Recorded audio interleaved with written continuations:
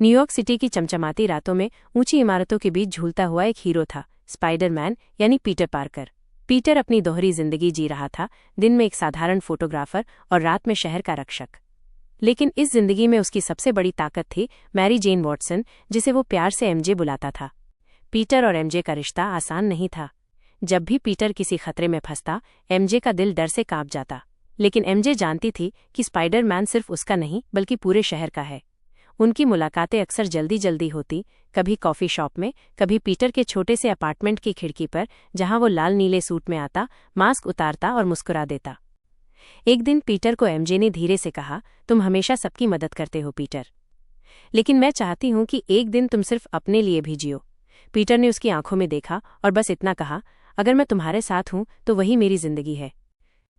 एक नन्हा सरप्राइज। कुछ साल बाद उनकी जिंदगी में एक नया मेहमान आया, एक छोटा बच्चा बेन पार्कर। पीटर ने उसका नाम अपने अंकल बेन के नाम पर रखा, जो उसके लिए पिता जैसे थे और जिन्होंने उसे सिखाया था, with great power comes great responsibility. Ben हंसमुख था, लेकिन शरारतों में भी आगे। कभी एमजे की किताबों पर रंग भर देता तो कभी पीटर के वेब शूटर से खेलने की कोशिश करता। एक रात पीटर ने देखा कि बेन खिलौना स्पाइडरमैन का मास्क पहनकर बिस्तर पर कूद रहा था और कह रहा था, देखो पापा, मैं भी तुम्हारी तरह उड़ सकता हूँ। पीटर हंसते हंसते उसके पास गया, उसे गोद में उठाया और बोला, हीरो बनने के लिए उड़ना जरूरी नहीं बेटा, हीरो बनने के लिए दिल अच्छा होना चाहिए। परिवार और जिम्मेदारियां। पीटर की जिंदगी में अब सिर्फ एक मिशन नहीं था, अब वो अपने बेटे और पत्नी के साथ एक सच्चा परिवार था। हालांकि खतरे कभी खत्म नहीं होते थे। सुपर विलन अब भी शहर में आते और पीटर को फिर से अपना सूट पहनना पड़ता। एमजे उसे हर बार दरवाजे से विदा करते हुए कहती, जल्दी लौट आना, हम तुम्हारा इंतजार करेंगे।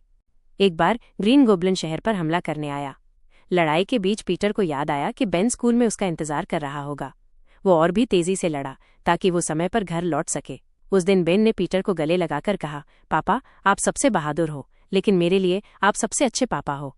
पीटर की आंखें भर आईं। एक नया सपना।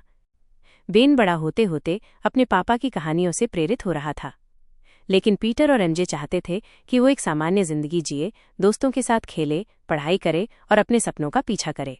फिर भी बेन कभी कभी खिड़की से आसमान की तरफ देखता, जैसे सोच रहा हो कि एक दिन वो भी शहर की मदद करेगा।